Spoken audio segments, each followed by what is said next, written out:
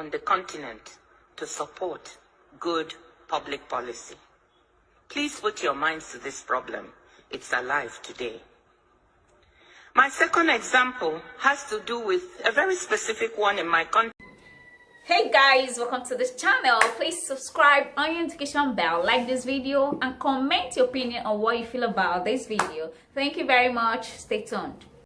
The cleanup of the fuel subsidy regime in 2012 during my second stint as finance minister. Nigeria has a fiscally challenging fuel subsidy regime. The country exports crude oil and imports most of its refined needs because its refineries are in very bad shape, and provides a subsidy for the sales of refined oil at the pump. At the end of 2011, a total of 1.73 trillion naira, US $11 billion equivalent, was submitted as claims for subsidies by 143 marketers who were importing the product.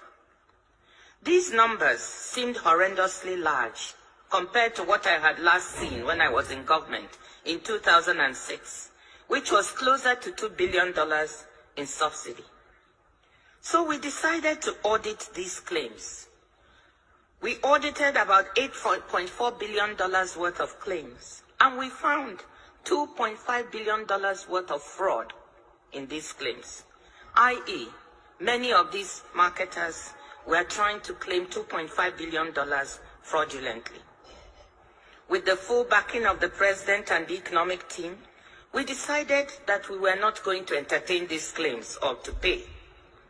The pressure from the affected marketers was tremendous, as we tried not only to say we would not pay, but also we would clean up the whole mechanism for the subsidy claims and put in place something more transparent, something clearer. This did not go down well with them. When we stuck to our position of non-payment and implementation of the new verification regime, these strong and well-connected vested interests were angered and seemed to blame me personally for this. There were personal consequences. My 83-year-old mother, a retired professor of sociology, was kidnapped by 4 young men and held for 5 days. Keeping her wits about her as she was totally terrified, she asked them why she had been kidnapped. And they told her, quote, "Because your daughter, the finance minister, refused to pay oil marketers their dues." The kidnappers, negotiating with my brother, demanded my resignation publicly. I should go on television publicly and announce my resignation and depart from the country as a condition for my mother's release. Needless to say, these were some of the worst days of my life. Imagine, when you are in position, you want your parents, all of whom are here with you today, and your relatives, to be proud of you. You want to be a source of good for your family.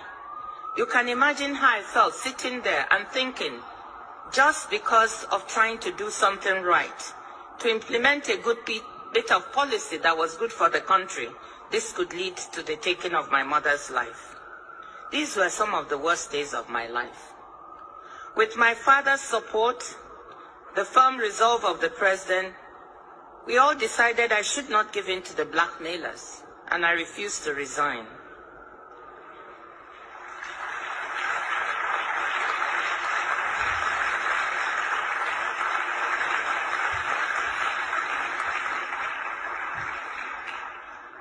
Following a manhunt, I'm sorry, I still feel emotional when I talk about it.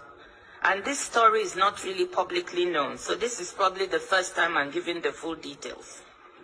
Following a manhunt for my mother by police and security agencies, she was able to make a dramatic escape after 5 days in captivity, where she had only been given water and half of a sausage roll. So here was a well-justified cleanup and reform of a policy, but implemented in a dangerous reform environment where the losers in the reform well entrenched